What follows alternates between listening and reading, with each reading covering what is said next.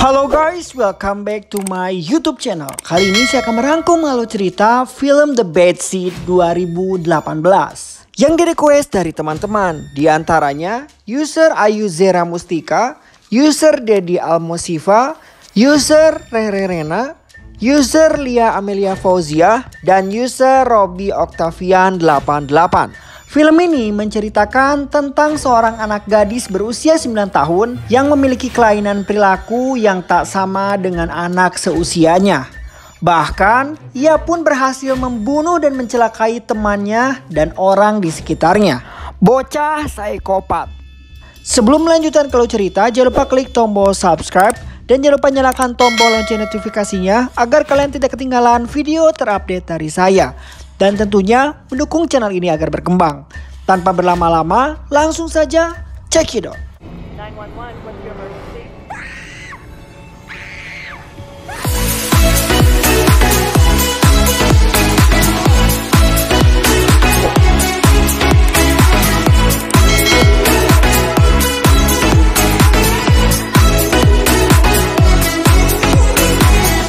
Film ini dibuka dengan seorang anak perempuan berusia 9 tahun melihat seekor kucing yang akan mati di kolam depan rumahnya dengan wajah yang sangat datar. Anak ini bernama Emma Grossman. Ia kemudian mempersiapkan pakaian sekolah. Di sana terlihat banyak penghargaan di kamar dirinya. Ini menandakan bahwa Emma adalah seorang anak yang cerdas dan berprestasi. Di rumah itu, Emma tinggal berdua bersama ayahnya bernama David Grossman. Ibunya sudah meninggal saat Emma dilahirkan. Tetapi ada seorang wanita yang cukup dekat dengan ayahnya bernama Angela. Angela dan David berencana memanggil babysitter untuk merawat Emma di rumah ini. Karena babysitter sebelumnya berhenti akibat jatuh dari tangga di rumah ini. Emma pun menolak jika ada babysitter baru. Ia juga memberitahu ayahnya bahwa di depan kolam ada kucing yang mati dengan wajah yang sangat datar. Di sini kita dapat melihat bahwa Emma mempunyai kelainan. Biasanya anak-anak akan ketakutan atau bersedih jika melihat kucing yang mati. Tapi Emma tidak menunjukkan raut wajah tersebut. Cerita bergulir saat Emma di sekolah. Di ruang kelas, para siswa ketakutan karena kemunculan seekor lebah. Dengan santainya, Emma menangkap lebah itu dan membuangnya. Guru dan teman-temannya pun tercengang melihat Emma. Di saat jam istirahat, diperlihatkan anak bernama Milo memuji jam tangan temannya bernama Katie. Mendengar hal itu, wajah Emma sedikit iri. Saat Katie dan Milo bermain, tiba-tiba Emma dengan sengaja menabrak Katie hingga tersungkur. Katie yang terjatuh dan Emma berpura-pura menolongnya. Emma dengan sengaja melakukan itu untuk mencuri jam tangan Katie yang dipuji Milo sebelumnya. Emma ini seorang anak yang ambisius, bahkan menghalalkan segala cara agar tidak disaingi oleh siapapun. Singkat cerita, di sekolah, orang tua dan siswa berkumpul untuk pembagian raport. Bagi siswa terbaik akan diberikan penghargaan dengan medali yang sangat indah. Terlihat Emma sangat yakin untuk mendapatkan medali tersebut. Namun tidak sesuai harapan, ternyata yang mendapatkan penghargaan tersebut adalah Milo.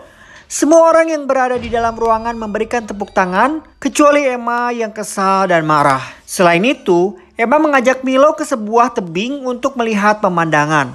Milo yang bingung melihat tatapan Emma seperti itu. Dan scene pun berlanjut ke Emma yang mengajak ayahnya untuk pulang. Tapi tiba-tiba seseorang siswa berteriak. Mereka pun pergi ke arah sumber suara tersebut. Dan ternyata diperlihatkan Milo sudah tewas di bawah tebing. Lalu pertanyaan di sini adalah, siapa pelaku yang membuat celaka Milo jatuh dari tebing? Mari kita ungkap. Sesampainya di rumah, David menceritakan kepada Angela tentang kejadian tadi. David sangat khawatir Emma menjadi shock. Akan tetapi, di balik tembok, Emma memperlihatkan mereka dengan wajah yang dingin. Singkat cerita, babysitter datang ke rumah. Ia bernama Chloe. Dan sepertinya Chloe suka dengan David dengan dipergoki Emma. Chloe yang memandangi foto ayahnya begitu dalam. Secara sembunyi-sembunyi, Chloe juga mengambil obat di laci milik David. Mereka pun terlihat Chloe dan Emma sangat tidak akrab sama sekali. Emma yang mengetahui bahwa Chloe menyukai ayahnya. Dan Chloe pun mengetahui jika Emma berpura-pura lugu di depan ayahnya.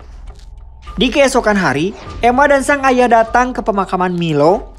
Di sana, Emma berpura-pura bersedih di depan orang tua Milo.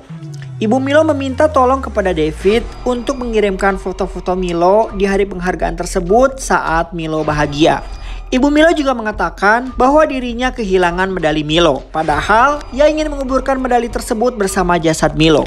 Di malam hari, saat David memilih foto untuk dikirimkan ke Ibu Milo, di sana ia menemukan foto yang aneh. Di foto itu, terlihat Emma menatap Milo dengan wajah marah. David pun mulai sedikit curiga dengan anaknya. Ditambah lagi di keesokan harinya, guru Emma bernama Alice datang bersama rekannya ke rumah Emma. Mereka mengatakan kepada David, terdapat 3 orang saksi bahwa Emma adalah orang terakhir bersama Milo di tepi tebing. Jadi mereka berdua datang untuk menginterogasi Emma. Emma yang di balik tembok mendengar pembicaraan itu, dengan sengaja ia memecahkan kaca dan melukai dirinya sendiri agar dia tidak diinterogasi lebih lanjut. Sangat cerdas. Setelah David mengobati Emma, ia mulai menanyakan bahwa apa benar Emma yang terakhir bersama Milo. Namun Emma menyangkalnya dengan mengatakan bahwa Alice telah berbohong karena Alice benci padanya dengan raut yang sangat sedih dan lugu seperti layak anak-anak. Melihat Emma yang seperti itu, David pun percaya dan berlalu pergi. Di keesokan hari, Alice kembali datang ke rumah Emma untuk bertemu dengan David. Chloe yang sedang di luar menemani Emma bermain skuter, mereka mengetahui Alice masuk ke rumahnya. Lalu saat di dapur, Chloe yang mencurigai bahwa penyebab kematian Milo adalah ulah Emma. Selain itu, ia menakut-takuti Emma. Jika Emma benar melakukan itu, Emma akan dibawa ke penjara dan disengat di kursi listrik berwarna merah jambu. Cerita bergulir, Chloe sedang mencari Emma. Secara tidak sengaja, ia menemukan medali Milo yang berada di bawah kasur Emma. Lalu meletakkan medali tersebut di kamar David. Di sisi lain, Alice yang beranjak pulang, diperlihatkan juga sarang lebah di belakang rumah Emma sudah menghilang. Saat di perjalanan, Alice dikerumuni lebah yang begitu banyak di dalam mobilnya dan akhirnya tewas karena kecelakaan.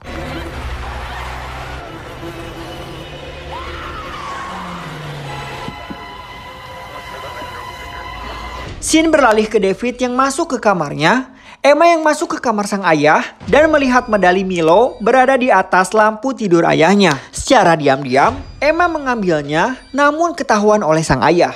Akhirnya, dia menanyakan mengapa medali Milo ada di kamarnya. Pada awalnya Emma mengelak tidak tahu, akan tetapi Chloe muncul dan mengatakan bahwa medali itu ia temukan di bawah kasur Emma.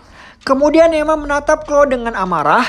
Karena terdesak, Emma pun mengatakan bahwa saat itu Emma dan Milo bermain game. Emma yang menang lalu mendapatkan medalinya. Setelah itu ia tidak mengetahui kemana Milo pergi dan David pun akhirnya percaya.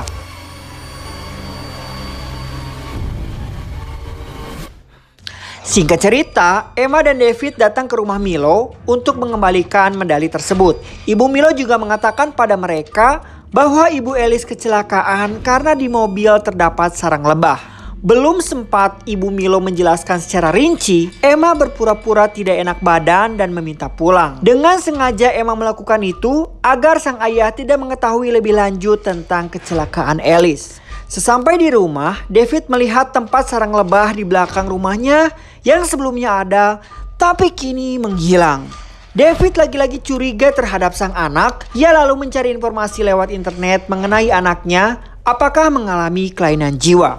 Di keesokan hari, David mengajak Emma untuk pergi ke psikiater. Emma mulai mengetahui bahwa sang ayah mencurigainya dan kini ia ketakutan. Tapi ia berusaha menyembunyikannya. Sampai di psikiater pun ia pintar bersandiwara dan tidak terdeteksi mempunyai kelainan jiwa oleh psikiater. Bahkan psikiater malah memuji Emma sebagai anak yang sangat cerdas. Saat di rumah, Chloe menginterogasi Emma tentang dirinya mempunyai masalah mental dan tidak punya teman. Dan lagi-lagi Chloe menakut-takutinya dengan kursi setrum merah jambu. Serta mengakui bahwa dirinya jika berhasil mendekati ayahnya, ia akan menjadi ibu tiri yang baik. Di sini Emma begitu muak dan marah pada Chloe. Di malam hari, Bill pergi berkencan bersama Angela, sedangkan di rumah hanya ada Emma dan Chloe. Chloe yang sedang menonton TV, tiba-tiba mendengar suara-suara aneh di belakang rumah. Ia pun pergi memeriksanya sampai ke dalam gudang. Tak lama kemudian, pintu gudang itu terkunci secara tiba-tiba. Seketika api muncul dan gudang pun terbakar. Chloe yang berteriak meminta tolong kepada Emma, tapi Emma hanya menatap Chloe seperti menandakan bahwa dirinya sangat puas dan dendamnya terbalaskan.